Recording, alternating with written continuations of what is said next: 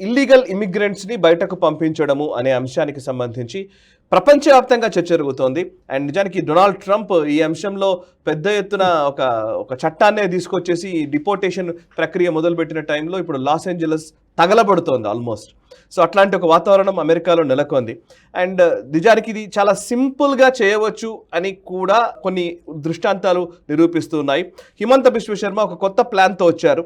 అదేంటంటే the immigrants expulsion from Assam order 1950కి సంబంధించినటువంటి ఒక ఆర్డర్ని బేస్ చేసుకొని ఆయన డిపోర్ట్ చేయాలని నిర్ణయం తీసుకున్నట్టుగా తెలుస్తోంది.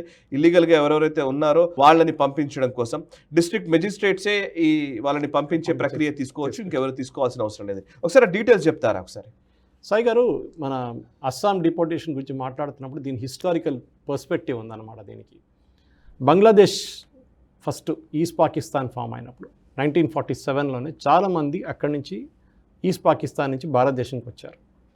గవర్నమెంట్ ఆఫ్ ఇండియా వాళ్ళని ఇండియన్ సిటిజన్స్గా అంగీకరించుకున్నారు. ఆ టైంలో ప్రాబ్లం లేకుండే. కానీ దాని తర్వాత వచ్చిన ప్రాబ్లం ఎక్కడ వచ్చిందంటే 65 కానివ్వండి, దాని తర్వాత 71 వార్లో చాలామంది బంగ్లాదేశ్ నుంచి ముస్లింలు కానివ్వండి, హిందువులు కానివ్వండి ఇటువైపు వచ్చి ఇండియాకు వచ్చేసారు. దాంట్లో స్పెషల్లీ వెస్ట్ బెంగాల్ కానివ్వండి, అస్సాం వైపు వెళ్ళారన్నమాట. మీకు గుర్తుంటుంది సాయి గారు, పెద్ద ఒక అజిటేషన్ జరిగింది అస్సాంలో. That is all Assam students union, Prafulla Kumar Mahanta వీళ్ళందరూ కలిసి బంగ్లాదేశ్ నుంచి వచ్చిన హిందువులు కానీ ముస్లిమ్స్ కానీ వీళ్ళు ఇక్కడ ఉండకూడదు, మా అస్సాం కల్చర్ మార్చేస్తున్నారు అని చెప్పి పెద్ద అజిటేషన్ జరిగింది. చాలామంది చనిపోయారు దాంట్లో రాజీవ్ గాంధీ గారు అండ్ ప్రఫుల్ల కుమార్ మహంతా వీళ్ళిద్దరు వచ్చి ఒక సంతకం చేసి అగ్రిమెంట్ చేశారు. ఏంటంటే అక్కడున్న వాళ్ళని ఒక ట్రిబ్యునల్ని ఫామ్ చేసి ఎవరిని పంపించాలో అక్కడి నుంచి మిగతా స్టేట్స్కి పంపిద్దామని చెప్పి. ఎందుకంటే కట్ ఆఫ్ 71 వార్ పెట్టుకుందాం, 71 కట్ ఆఫ్ పెట్టుకొని 71 తర్వాత వచ్చిన వాళ్ళని రిటర్న్ బంగ్లాదేశ్ పంపించాలి, మిగతా వాళ్ళని భారతదేశంలో మిగతా స్టేట్స్లో అడ్జస్ట్ చేసుకోవాలని చెప్పారు. కానీ జరగలేదు అది. ఆ అగ్రిమెంట్ ఫెయిల్ అయింది. ఎందుకంటే చాలామంది ఒకసారి వచ్చి సెటిల్ అయిన తర్వాత వాళ్ళు అక్కడి నుంచి మూవ్ కావడానికి, అసలు అక్కడి నుంచి జరగడానికి వాళ్ళు అంగీకరించలేదు.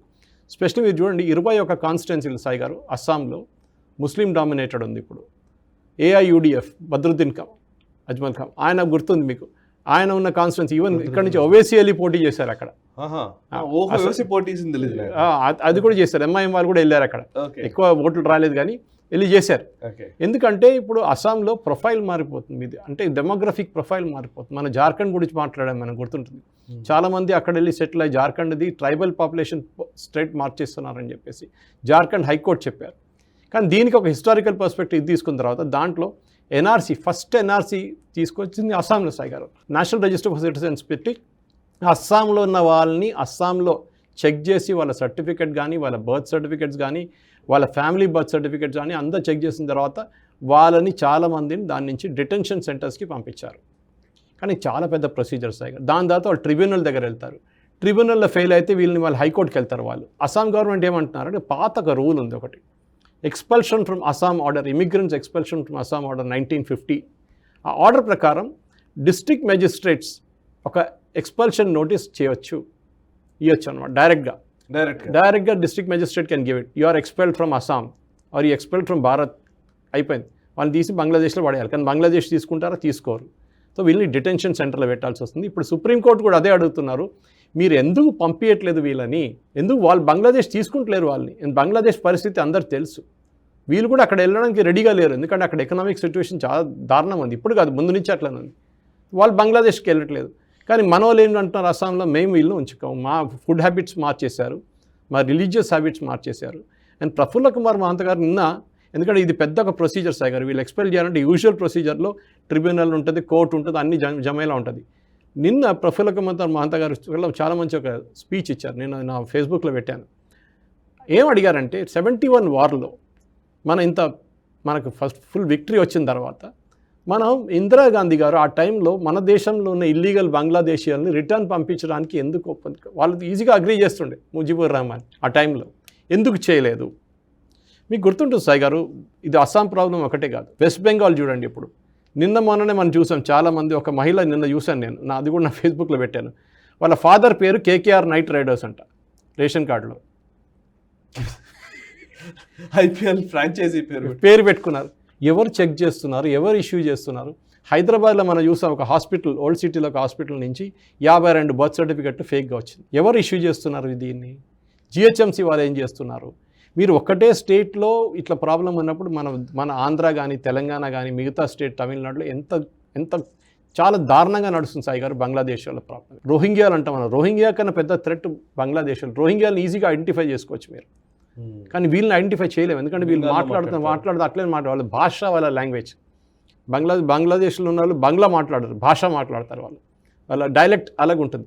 మన దగ్గర కన్స్ట్రక్షన్ సైట్స్కి వెళ్తే హైదరాబాద్లో చాలా మటుకు మీకు కనిపిస్తారు ఇట్లాంటి వాళ్ళు. కానీ దీన్ని ప్రఫుల్ల కుమార్ మహంత టైం నుంచి ఇప్పుడు దాకా హిమంత బిశ్వ శర్మ దాకా వచ్చినప్పుడు సాయి గారు అస్సాం హ్యాస్ టు ఇంప్లిమెంట్. ఎందుకంటే సుప్రీంకోర్టు కూడా చాలా క్లియర్గా చెప్పారు, మీకు గుర్తుంటుంది కాలిన్ గొన్జాల్వెస్, మన ప్రశాంత్ భూషణ్, కపిల్ సిబ్బల్ గ్యాంగ్లో ఒక మనిషి, ఆయన ఒక పిటిషన్ ఫైల్ చేశారు సుప్రీంకోర్టులో ఒక 2 నెలల ముందు.